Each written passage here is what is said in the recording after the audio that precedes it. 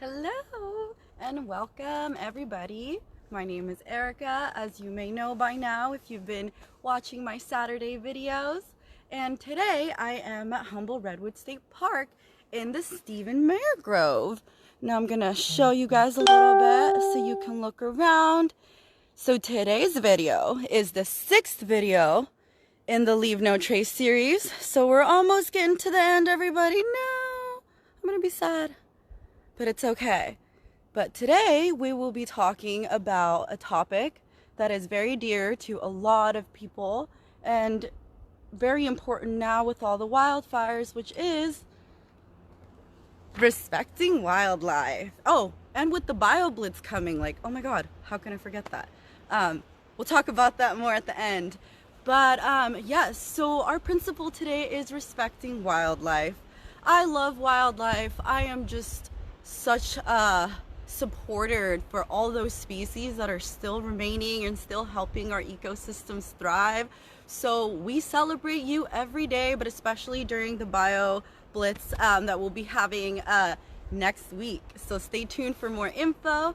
So when it comes to respecting wildlife, there's a lot of things that pop into your head, and feel free to post any of those. I might go over through some of them. I also want to note that I'm sorry if I'm not as interactive with you guys. Like, you know, when I'm doing my things, it's kind of hard to do both at the same time, but I'll try my best to comment back in the end.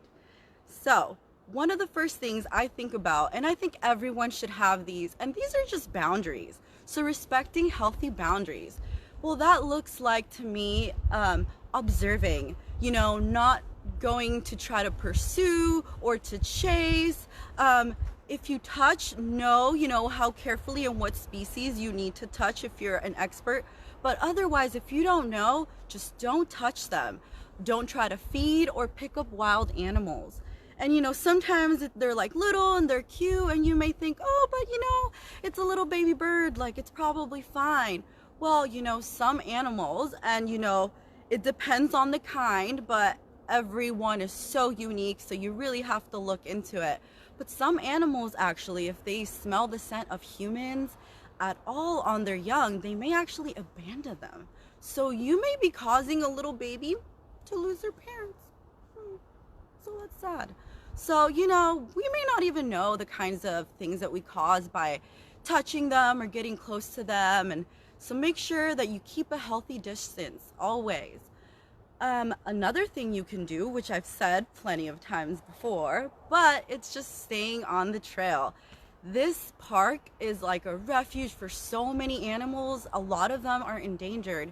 And so if you stay on the trail, those are the places and the paths that, you know, people, sometimes a lot of animals might even avoid, like the very common places like the visitor center, like certain campsites, like they might not even go there. But there's a lot of places at our park that they're still really on and popping with the wildlife. So especially when you're going out there, you know, to the Grasshopper Trail or these places that are a little more secluded, that, you know, you stay on the trail that is given to you, because most of these places might have animals, sometimes snakes around. Yeah, I know, if you go on the Grasshopper, there might be some rattlesnakes. So be careful.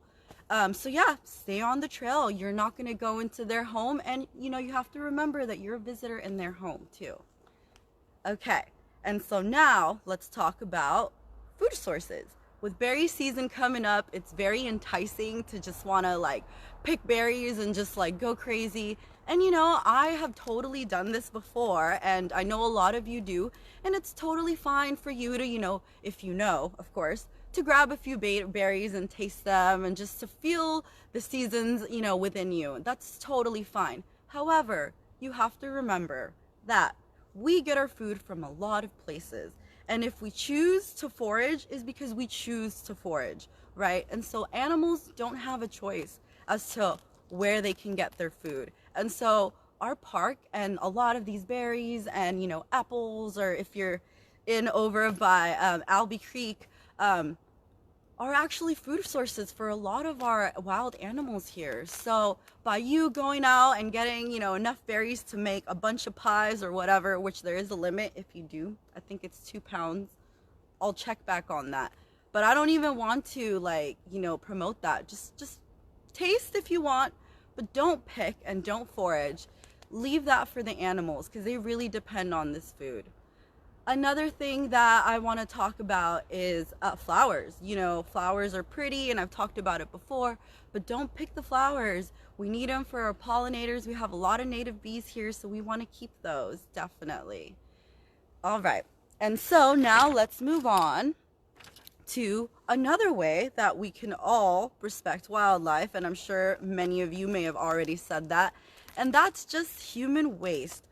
Garbage, just, you know, food scraps, all of that, it's entailed.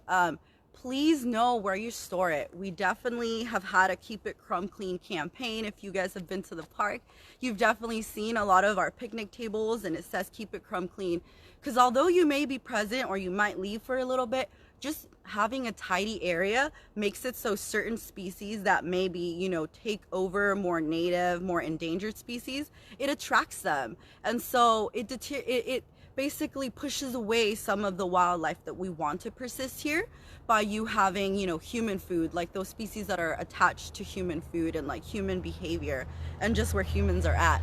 So make sure that wherever you're at, if you're camping or whatever, always keep a tidy space and always make sure that you're disposing of things properly, like just all trash really, because we've had a problem, and I know I've shown a picture before with just a lot of the garbage that is thrown around in our park and how that gets into the wildlife and into the food chain. And there's a picture that I forgot to bring today, but it's the fox poop, and a lot of you guys remember the fox poop. Well, we knew it was fox poop, but upon investigation by Maiya, we found out that it was just a lot of plastic. And that's really, really unfortunate because, you know, God knows if that little fox is still alive at this point and what kind of problems it may have had intestinally, let alone what diseases that we may transmit. Like, we don't know what COVID does with wild populations or, you know, other kinds of human diseases, you know, that aren't really tested. So it's best to just be preventative and, you know, do our best to keep our trash with us and dispose of it properly. One thing that you guys should always do with you is just carry a plastic bag. You know, this one's really lightweight, very small. You can get, you know, plastic bags everywhere. You know where to get them. You're human. And so, along with this whole pollution, oh man, the light's coming through. Well, hopefully you guys can see me. There's contamination too that happens, and there's, you know, a lot of ways that things are getting polluted and contaminated, but one thing that you can do when you're out here is find alternatives to a lot of things if they work for you. I know some things don't work, but I have an example here. You know, we do have mosquitoes. There's a lot of mosquitoes here. Here is a, you know, a typical repellent, but there are other ways that you can prevent yourself from being eaten alive here. There's citronella oil, there's bracelets, there's a bunch of other kinds of natural repellents. Even having, you know, if you're at your home, having certain kinds of plants like helps that. So, you know, always try to find other repellents, because there may be some pests that you are deterring, but you're also maybe killing really important native bee species and pollinators that we need. So it's always good to be conscious of what products you consume. And, you know, with this goes sunscreen, you know, with our aquatic species. So I can go on and go forth, but I'm sure you guys could kind of get where I'm going. So always look for other alternatives, especially if you're going to the outdoors. I'm gonna put this down real quick. All right, and I'm gonna kind of try to wrap it up. But this is something that is like a really big problem here at our park, and that it's not a problem, you know, at home, and they are loved ones to us, and those are pets and dogs. At our park, you're not allowed to have a dog unless it's at a campsite and, you know, you have a leash to them. They're on voice control. You know how to have dogs that behave come out here, because, you know, you're around a lot of other kinds of people. But so in the park itself, though, like in the trails, you're actually not allowed to have dogs unless they're a service animal. And so this actually has brought up a lot of issues here at our park, you know, people getting screamed at, cops getting called, and, you know, a lot of things. But I really just kind of want to clarify a couple of the reasons why, you know, this is a rule here, because it causes a lot of problems. A lot of people are like, well, you know, I'm a really responsible dog owner. Like, you know, I clean up my poop, you know, I bring my poop bag and I clean it up. And, you know, that's just like part of like the story. Actually, there are studies that confirm that a lot of wild animals like mountain lions and so on, actually just by the scent of dogs and like these kinds of domesticated canines, they'll actually just stay away from the area. So, you know, simply by just them being here, it actually just like makes it so our wildlife population won't want to be in certain areas. So, you know, we have to be really careful about, you know, where we're bringing dogs, especially. And, you know, we don't want to end up in a fight with a mountain lion and your dog, right? So that's always really important. Another thing, the poop, right? I actually was talking to someone in maintenance, and you know, I was like, so how do you feel about this topic? And they were like, well, you know, I see people and they pick up the dog poop, right? But then they just leave it on the trail. Like, what? Like, you're just gonna leave it on the trail? So it seems like that's something that's coming from maintenance here at our park. So if you're coming to our park, please make sure that what you're doing, if you're, you know, having the intent, that you follow through. So don't, because now you're not only pooping like the litter of the poop itself, but now you have like plastic, which is another pollutant. So it's like a double negative. So, you know, if you're gonna do something nice, follow through. That'd be super cool.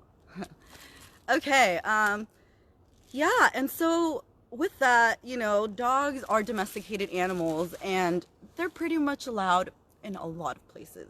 Most places that people are allowed. And so please, you know, if you can get like a dog sitter or one of your friends to take care of your pets while you come here, you know, it really just says a lot, because it shows that you care about our wildlife. And so we definitely would appreciate if, unless, you know, you really need it and it's a service animal, to not bring your pets here to the park. All right, and you know, before I leave, I do want to say that unfortunately, because of a lot of, you know, climate change and wildfires, like urbanization, habitat fragmentation, and all the Asians, we've had a lot of problems with wildlife populations persisting. And so now that we have these detrimental fires and just like these uncontrollable, you know, things that are happening, you may feel like, well, you know, I don't have much that I can do, but you know, just by following some of these things, you really are doing a lot to help wildlife populations. And don't forget, you know, there are a lot of local like charities and local sanctuaries, especially animal rehabilitation centers, that you can donate to. And I emphasize on locally, because sometimes you may give money to like the really big places, but it may not go directly to where you want it to go. So yeah, you know, keep it local. There's a lot of fires that are happening locally around here. So if you care about your wildlife, make sure that you look those up and you donate to them.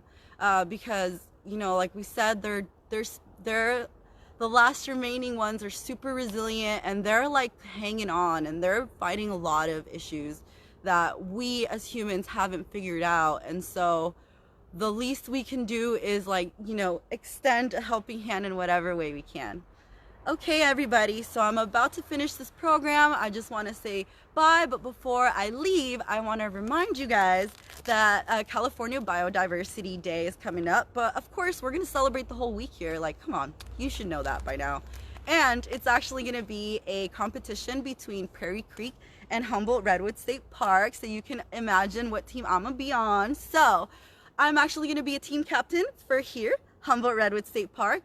Keep tuned on our page on Humboldt Redwood State and our North Coast District page, because we're going to have a lot of info on how you can join us, catch all of the awesome biodiversity that are here at our parks, and just, you know, become a citizen scientist yourself too. All right, everybody, stay tuned for the Spanish version of this program, and I'll see you. Actually, I might not see you next week, because I think we're doing Biodiversity Day. So actually, I might not see you till 2 weeks from now. but it will be the culmination of this series. So I'm really excited, and I'll see you guys soon.